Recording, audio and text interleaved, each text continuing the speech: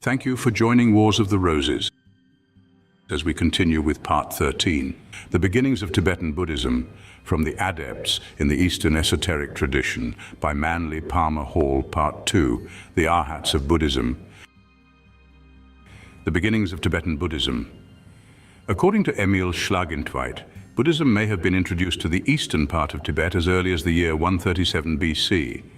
But if so, the endeavors of the missionary priests were ineffective. The Hungarian scholar and Orientalist Alexander Csoma Korosi, Korosi Csoma Sandor, extracted from a historical book written in AD 1686 by the Regent of Lhasa, an interesting fragment which he amplified from the history of the East Mongols by Sanang Setsen, Sanang Setsen. These accounts relate that during the reign of the Tibetan king, whose name is given variously as Thothori Nyan San or Lato Tori or Hlato Tori, a miraculous circumstance occurred. In the year AD 231, a precious chest or casket descended from heaven surrounded by a brilliant light, and came to rest upon the golden terrace of the royal palace. In the box were 4 holy objects, an image of 2 hands folded in prayer, a small chort and a minute tower designed as a reliquary, a gem inscribed with the prayer Om Mani Padme Hum, and a religious book called Samadok, a manual of moral conduct. The king had no comprehension of the meaning of these sacred objects, so he ordered them to be preserved in his treasury. From this time, misfortune dogged the royal footsteps. Children blind and deformed were born to the ruling family. The harvest failed, disease destroyed the cattle, and famine, pestilence, and misery afflicted all parts of the kingdom. After 40 years of these troubles, 5 mysterious strangers came before the ruler.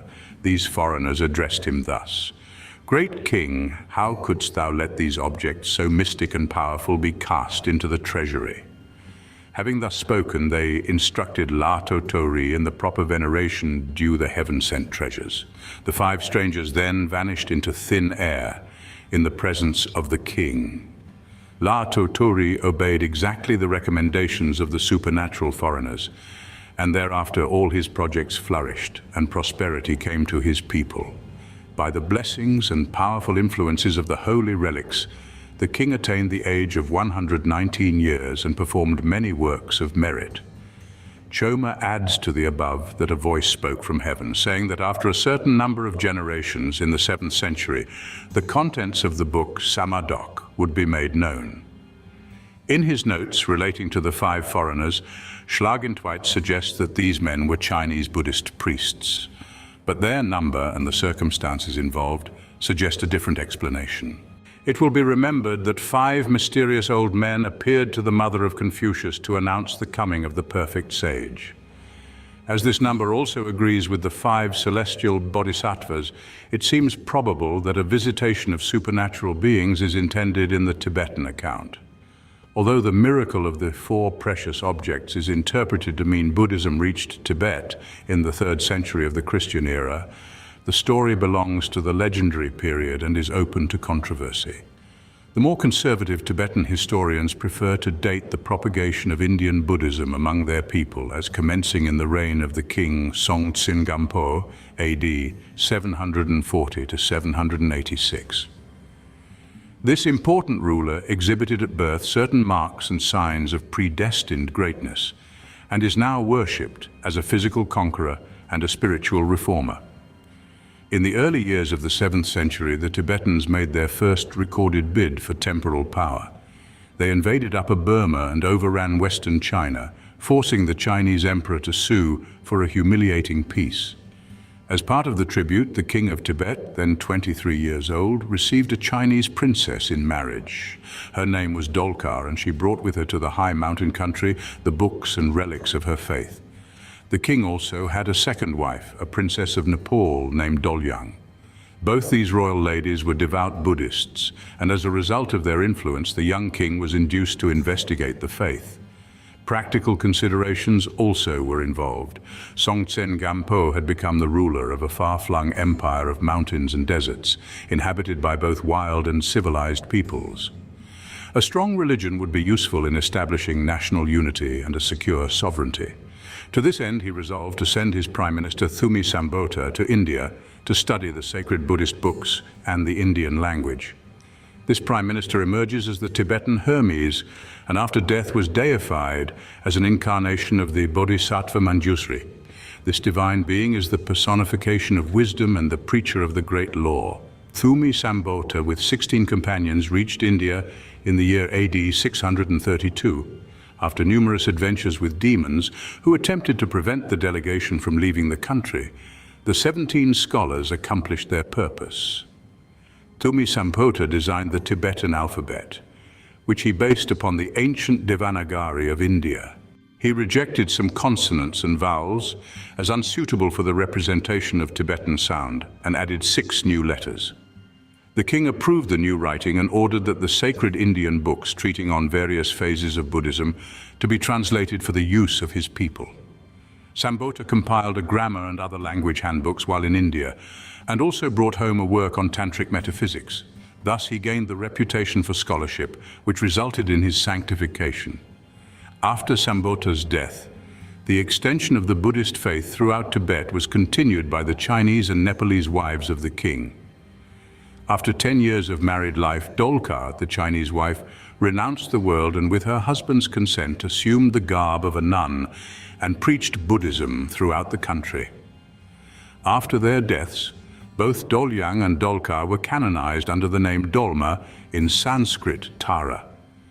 They are represented in Lamaist religious art as 2 figures in identical postures, each seated on a lotus throne with 1 foot downward. Both carry lotus flowers. Dolkar is usually represented with white skin, and Dolyang as green. Legends concerning these deities are to be found in an ancient book entitled Mani Kabum. Their intervention is implored by women seeking spiritual guidance or desiring children. In the years immediately following the death of Songtsen Gampo, Buddhism declined among the Tibetans due in part to war and invasion.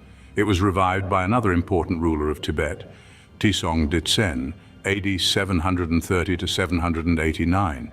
It was during the reign of this monarch that the great guru Padma Sambhava was invited to take up his abode in the country.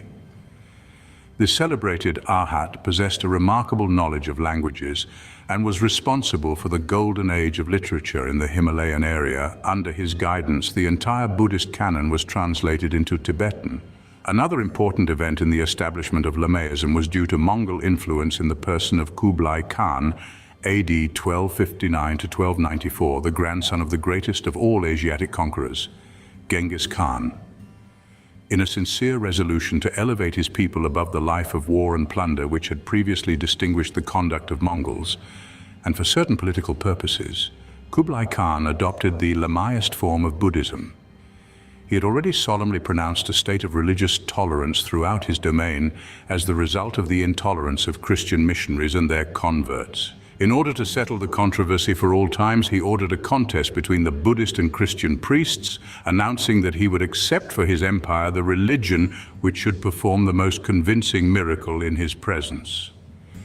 In the contest, the Christian missionaries were unable to produce even a very small supernatural proof of their powers, but the lamas caused the emperor's wine cup to rise miraculously to his lips. Kublai Khan then solemnly declared in favor of the Lamaist faith, and the discomfited missionaries fell back on their well-worn excuse that the devil had sided with the lamas.